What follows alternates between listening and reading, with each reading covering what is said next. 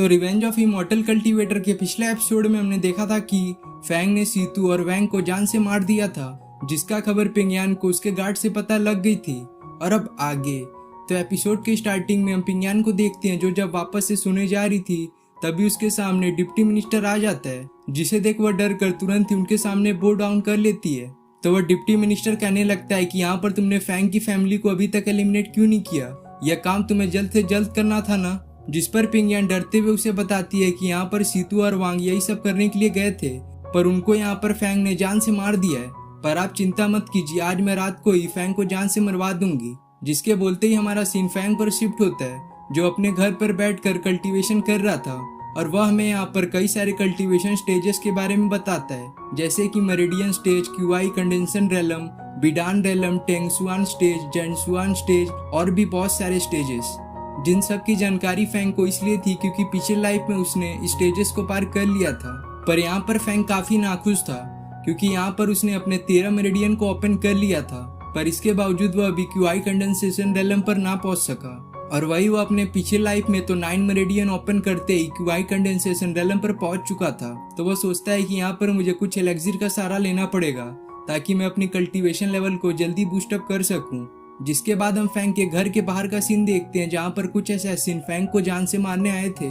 जिनमें उन असैसिन का सरदार अपने 3-4 बंदों को भेजता है ताकि वह अकेले ही फैंग को जान से मार सके, क्योंकि उसे लग रहा था कि यहाँ पर फैंग तो बस मेरिडियन स्टेज का कल्टीवेटर है, उसको मारना तो बहुत ही आसान है। लेकिन जब वो असैसिन फैंग को जान से मारने के लिए उसके घर में जाते हैं, तो इसका पता फैंग को पहले से ही चल चुका था, इसलिए वह उन असैसिन को बहुत ही बुरी तरह से मारता है। जिन सबको पिटता देख वह सरदार दूर से देख रहा था, तो वह फटाफट चेक करने के लिए उसके घर में चला जाता है। पर यहाँ पर फैंग तो खुद ही उन सभी असैसिन को मारते हुए बाहर आ रहा था, जिसके हर एक कदम के साथ उसकी कल्टीवेशन लेवल अपने आप ही बूस्ट हो रही थी। जिसका इतना तेजी से लेवल अप होता देख वह सरदार काफी डर जाता है, तो वह यहाँ से भागने की कोशिश करता है, पर फैंग तो उसे जाने बिल्कुल भी नहीं देता और उसे अपनी शॉर्ट टेक्निक का यूज करते हुए काफी बुरी तरह से घायल कर देता है, जो सरदार फैंग को पिंगयान के पास लेकर जाता है, क्योंकि यहाँ पर पिंगयान ने ही फैंग को जान से मारने का उसे कॉन्ट्रैक्ट दिया था। जहाँ पहुंचते ही सबसे पहले फैंग उस सरदार को ही पिंगयान के सामने जान से मार देता है, जिसको मारता देख पिंगयान काफी डर जाती है। तो फैंग अपनी स्टाइलिश एंट्री मारते हुए वहां बोलता है, तुम्हें क्या लगा तुम इन बच्चों से मुझे मरवा दोगी? तुम्हारे पास तो पहले से इतना पावरफुल ये बॉडीगार्ड था, तो तुमने इसे क्यों नहीं भेजा? इन बच्चों को क्या भेज रही हो? जिससे अब देखते ही देखते फैंग और उस गार्ड के बीच में फाइट स्टार्ट हो जाती है, और यहाँ पर उस गार्ड का कल्टीवेशन लेवल क्यूआई कंडेंसेशन रेलम के लेवल 8 पर होता है, पर इसके बावजूद फैंग उसे बहुत ही कड़ी टक्कर देता है, और इसमें उस सुप्रीम स्क्रिप्चर ट्रेजर का बहुत ही बड़ा हाथ होता है। जिस फाइट में देखते ही देखते फैंग अपने कई सारे टेक्निक उस गार्ड पर यूज करता है, पर यहाँ पर यह गार्ड भी हार मानने वाला में से नहीं था, जो वह भी कई सारे अटैक फैंग के इजिली डॉज करते हुए उस पर अटैक करता रहता है, जिसके कारण उन दोनों के बीच में हम एक फाइनल स्ट्राइक होता हुआ देखते हैं, जिसमें क्लियरली यहाँ पर फैंग जीत जाता है और उस गार्ड का वहीं डेथ हो जाता है। जिस गार्ड को मरता हुआ देख पिंगयान बहुत ही डरने लगती है और बोलती है कि आखिर मैंने किस ट्रेस को अपने साथ रखा था। तो फैंग पिंगयान के पास पहुंचते हुए बोलता है, मुझे पता है कि यहाँ पर तुम्हारे पीछे बहुत ही पावरफुल लोगों का हाथ है, जैसे कि वह डिप्टी मिनिस्टर हो गया, और मैं तो यहाँ तक जानता हूँ कि वो सीतू और वांग मेरे फैमिली को क्यों डिस्ट्रॉय करना चाहते थे। इसके पीछे ड्यूकिंग नेशन है ना, जो चाहता है कि हर एक कॉन्टिनेंट पे उसका राज हो। जिसकी बातों को सुनकर पिंगयान यहाँ पर काफी शौक थी, और उसे तो समझ में ही नहीं आ रहा था कि फैंग उसके बारे में इतना कुछ कैसे जानता है। जिस पर वो फैंग को बोलती है, नहीं, इसके पीछे इससे भी पावरफुल लोग हैं, तुम मेरे पास आओ, तब मैं तुम्हें उनका नाम बताऊंगी। जिसे सुनकर फैंग उसके करीब जाता है, पर यहाँ पर तो पिंगयान फैंग को अपने स्वॉर्ड से जान से मारने वाली थी, जो वह करती भी है, और साथ में 9 हेवन डाउ पैलेस का नाम फैंग को बताती है, जो इन सब प्लान के पीछे मास्टरमाइंड था। लेकिन फैंग उसकी स्वॉर्ड को रोक कर तुरंत ही अपनी स्वॉर्ड उसके आर पार कर देता है, जिससे पिंगयान की वहीं डेथ हो जाती है। जिसके दिखाते ये सीन यहीं पे कट हो जाता है और हमें अगले दिन का सीन दिखाया जाता है, जहाँ पर हम फैंग को फॉरेस्ट में कुछ हर्ब कलेक्ट करता हुआ देखते हैं, जो वो हर्ब इसलिए कलेक्ट कर रहा था ताकि वह उनके हेल्प से एलेक्सिर बनाकर उनके यूज से अपनी कल्टीवेशन लेवल को बूस्टअप कर सके। पर यहाँ पर फैंग को एक बात समझ में नहीं आ रही थी कि ये फॉरेस्ट तो इतना बड़ा है और यहाँ पर अलग अलग तरह के हर्ब्स भी थे, पर इनको कलेक्ट करने वाला कोई भी नहीं था। जिस बात पर फैंग ज्यादा ध्यान नहीं देता और कई सारे हर्ब कलेक्ट करने के बाद एक लेक के पास आता है, जिस लेक को देखकर फैंग को समझ में आता है कि यहाँ पर इस लेक का वाटर में सबसे ज्यादा स्पिरिचुअल एनर्जी है। जो बात फैंग को समझ में नहीं आ रही थी कि भला इस नॉर्मल लेक में इतनी स्पिरिचुअल एनर्जी कहाँ से आ गई, तो वह इसका पता करने के लिए उस लेक में कूद जाता है। जहाँ जब वो तैरते तैरते इस लेक के सबसे गहराई वाले हिस्से में पहुंच जाता है तो वह हमें बताता है कि यहाँ पर मैंने वाटर इवेशन एलेक्सिर कंज्यूम किया था, जिसकी हेल्प से मैं यहाँ पर वाटर में बोल सकता हूँ और बहुत ही आराम से स्विमिंग भी कर सकता हूँ। जो कुछ देर में उस लेक के सबसे गहराई वाले हिस्से में पहुंच जाता है, जहाँ पर फैंग अपने सामने एक पर्ल को देख पाता है। जिस पर्ल को देखते ही फैंग तुरंत ही उसे अपने पास रखने की कोशिश करता है, पर यहाँ पर वह पर्ल अपने आप ही मूव करते हुए एक जाइंट क्लैम में जाकर फंस जाता है। जिसके बाद हमारा सीन एक लड़की पर शिफ्ट होता है जिसका नाम यान होता है, जो कि स्कारलेट ब्लड एम्पायर की प्रिंसेस थी, जो वह भी रिलैक्स करने के लिए इसी लेक में आ जाती है। फिर हम फैंग को देखते हैं जो उस जाइंट क्लैम को डिस्ट्रॉय करके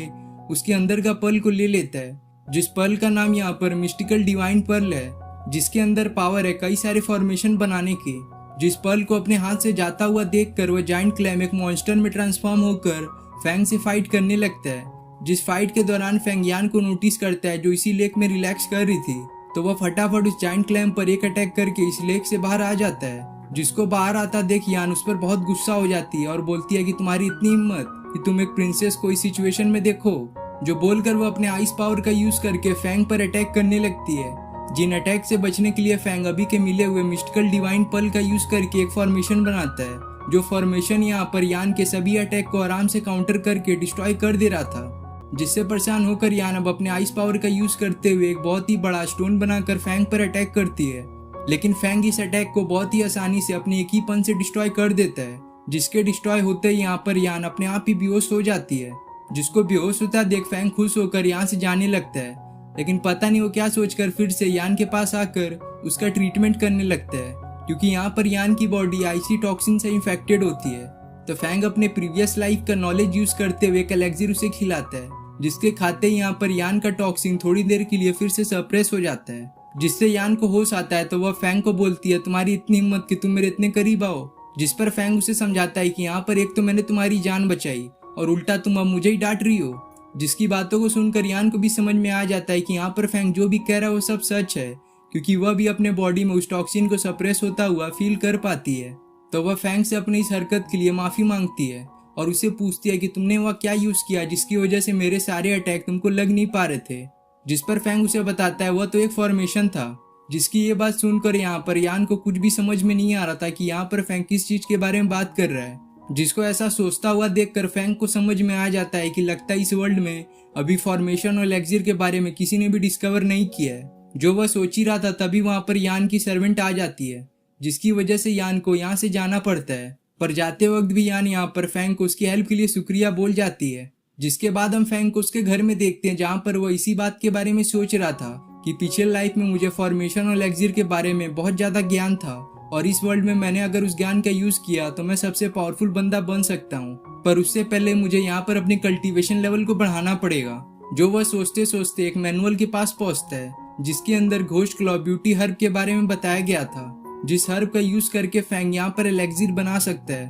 तो वह फटाफट इस हर्ब के खोज के लिए एक ऑक्शन में निकल जाता है, क्योंकि उसे यहाँ पर खबर मिली थी कि यह हर्ब एक ऑक्शन में मिल रहा है। जिसके बाद हम यान को देखते हैं जो पहले से उस ऑक्शन में मौजूद थी, जहाँ पर इस हर्ब की बोली लगने वाली थी, जहाँ पर उसकी सर्वेंट बता रही थी कि अगर आपने उस घोस्ट क्लॉ ब्यूटी हर्ब को अपना बना लिया तो आपके बॉडी में मौजूद वह आईसी टॉक्सिन को हम लोग कुछ हद तक सप्रेस कर सकते हैं। जिसकी ये बात सुनकर यहाँ पर यान को फैंग की याद आ जाती है कि कैसे उसने एक ही एलेक्सिर का यूज करके उसके बॉडी में मौजूद आईसी टॉक्सिन को सप्रेस कर दिया था, जो बड़े बड़े यहाँ पर हर्ब नहीं कर पाए थे। जो वह सोच ही रही थी तभी जो बंदा ऑक्शन करा रहा था वह इस घोस्ट क्लॉ ब्यूटी का ऑक्शन स्टार्ट कर देता है, जिस पर यान की सर्वेंट फटाफट इस पे 5 मिलियन का बोली लगा देती है। तो उस ऑक्शन में प्रेजेंट एक और बंदा इस पर 6 मिलियन की बोली लगाता है। जो वो लोग बोली लगा ही रहे थे तभी वहाँ पर फैंग एंट्री मारता है, जो उस ऑक्शन वाले बंदे को बोलता है कि यह लो मिस्टिक एलिमेंट एलेक्सिर, जिस एलेक्सिर का यह खासियत है कि इसके कंज्यूम करने वाले कल्टीवेटर का एक रेलम अपने आप ही एक स्टेज आगे चल जाएगा।